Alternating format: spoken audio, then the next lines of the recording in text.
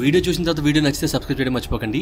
లేదు మర్చిపోతా ఉంటే ఇప్పుడే సబ్స్క్రైబ్ చేయండి. వీడియో నచ్చకపోతే లాస్ట్ లో అన్సబ్స్క్రైబ్ చేయండి. బట్ నచ్చితే కామెంట్ కూడా చేయండి. ఈ డేట్ గుర్తుపెట్టుకోండి, ఆ రోజు ఈ మూవీ రిలీజ్ అవబోతుంది.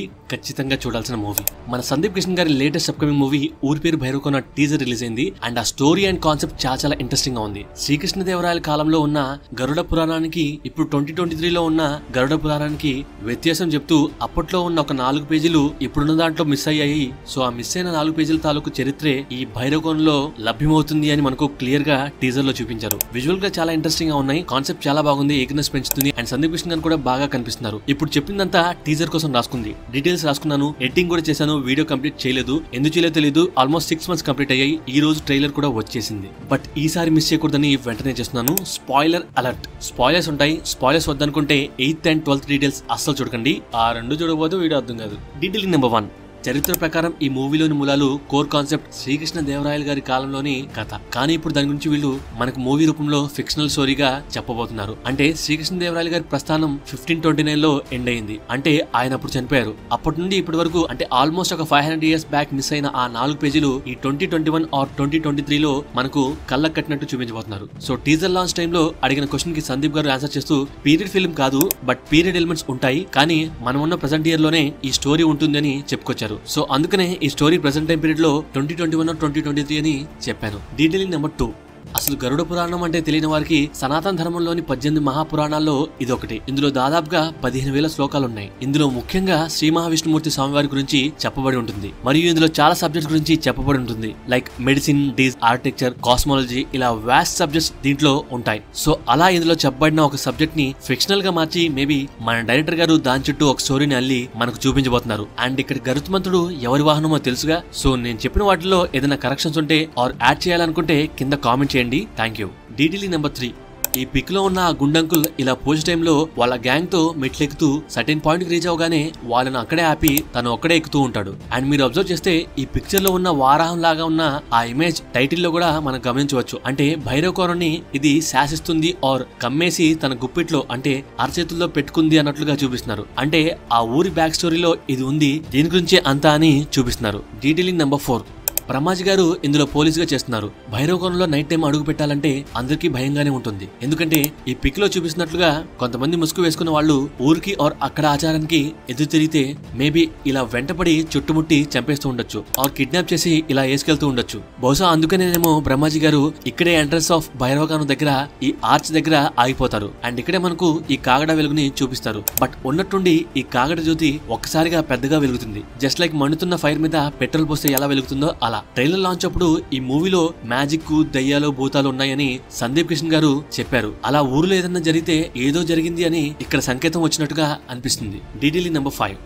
ఈ సీన్ లో థార్ హ్యామర్ వచ్చినట్లుగా జాంబీస్ హీరో గారిని వెంట పడుతుంటే అప్పుడు పవర్ఫుల్ స్టిక్ హీరో గారి దగ్గరికి ఇలా వస్తుంది. మేబీ అక్కడ ఎవరన్నా ఉండి విసిరారా, లేక ఆ టైంలో హీరో గారికి పవర్స్ వచ్చాయని తెలిసాయా? బట్ ఈ సీన్ మేబీ ఇంటర్వెల్ బ్యాంగ్ అయి ఉండొచ్చు. అయితే మెయిన్ క్వశ్చన్, హీరో గారికి ఆ పవర్స్ ఎలా వచ్చాయి? అంటే గుండంకుల దగ్గర ఉన్న ఈ పవర్ స్టిక్ ఇక్కడ షైన్ అవ్వడం లేదు, అంటే వెలగడం లేదు. బట్ హీరో గారి దగ్గరకు వచ్చే టైంకి ఎందుకు వెలుగుతుంది? ఇక్కడే నాకు ఒక డౌట్ వచ్చింది. ఇది గెస్ నిజం కాకపోవచ్చు. శ్రీకృష్ణ దేవరాయల కాలం నాటి కథ ఇప్పుడు చెప్తున్నారని చెప్పారుగా. మేబీ హీరో గారు ఆ కాలానికి చెందినవారా ఆర్ తన పూర్వీకులు అక్కడి వారా? Detailing number 6. ఇక్కడ ఈ 6 సాధువులందరూ కలిసి మంత్రాలు చదువుతున్నారు, పుస్తక పఠనం చేస్తున్నారు. అందులోని ఒక సాధువు ఇలా ఒక అమ్మాయిని దగ్గరుండి ఆ సరస్సులో మునక వేస్తున్నాడు. మేబీ ఒక పూజ కోసం రెడీ చేస్తున్నట్లుగా కనిపిస్తుంది. మేబీ బలి కోసమా ఏమో చూడాలి. Detailing number 7.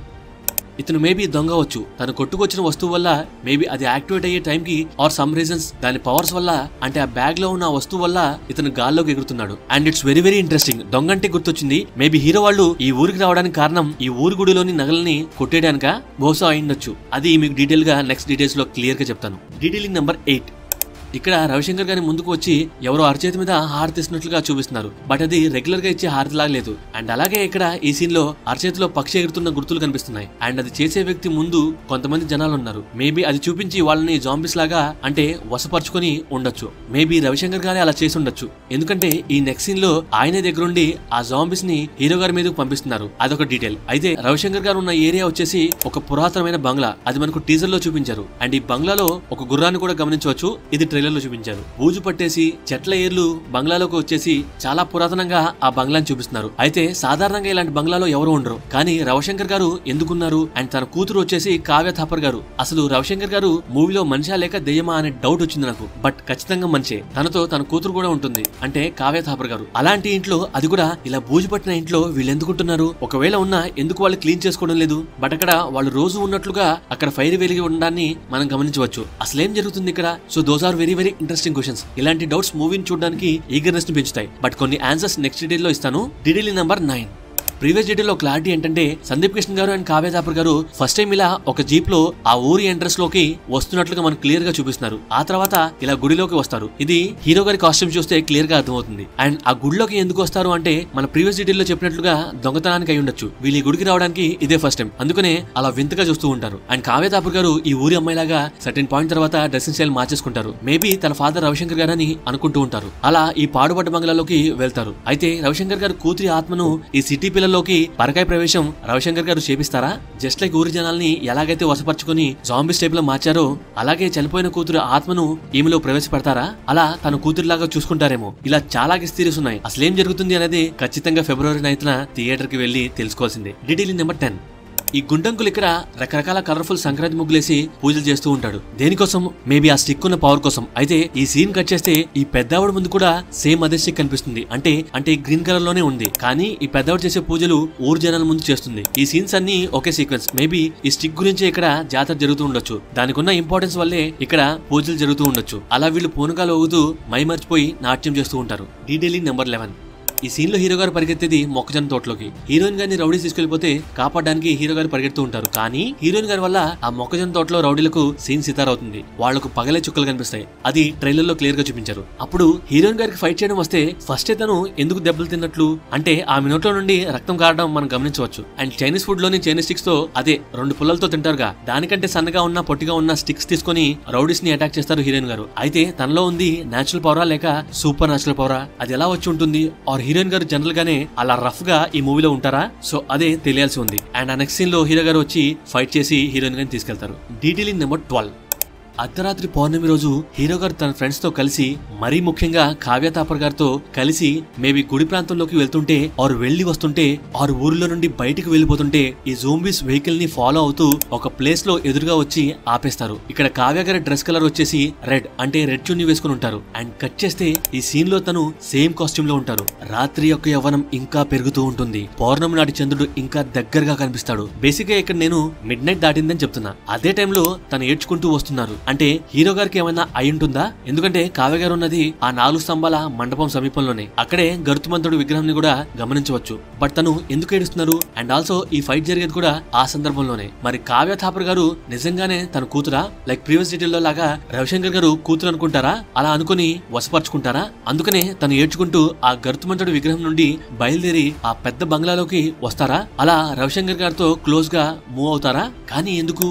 ఇలాంటి చాలా డౌట్స్ అయితే డెఫినెట్ గా రేజ్ అవుతూనే ఉన్నాయి. అండ్ ఈ కొండ మీద నుండి అర్ధరాత్రి దూకేసిన వ్యక్తి ఎవరో తెలుసా? ఎవరో కాదు, మన హీరో గారే. ఎందుకంటే ఊరు జనాలు గొడ్డలు పట్టుకుని గుడి బయట చుట్టుముడితే ఇలా గుడి నుండి నగలు దొంగతనం చేసి హీరో గారి ఫేస్ కనపడకూడదని చెప్పి సూట్ వేసుకుని హెల్మెట్ పెట్టుకుని వాళ్ళ నుండి తప్పించుకోవడానికి ఇలా తనకు తానే నిప్పంటించుకుని ఇలా కొండ చివరకు వచ్చి దూకేస్తారు. అండ్ ఆ తర్వాత సూట్ పీకేస్తే బ్యాక్ సైడ్ నుండి ఇలా ఉంటారు, ఫ్రంట్ సైడ్ నుండి ఇలా ఉంటారు. సో అది ఓవరాల్ గా కథ. అండ్ గుర్తుంది గైస్, కల్కి సలార్ వీడియోస్ కూడా చేస్తున్నాను, అది కూడా వస్తాయి. Stay tuned. వీడియో నచ్చితే సబ్స్క్రైబ్ చేయండి, మర్చిపోకండి. సబ్స్క్రిప్షన్ చాలా అవసరం అండి. Thank you, love you all.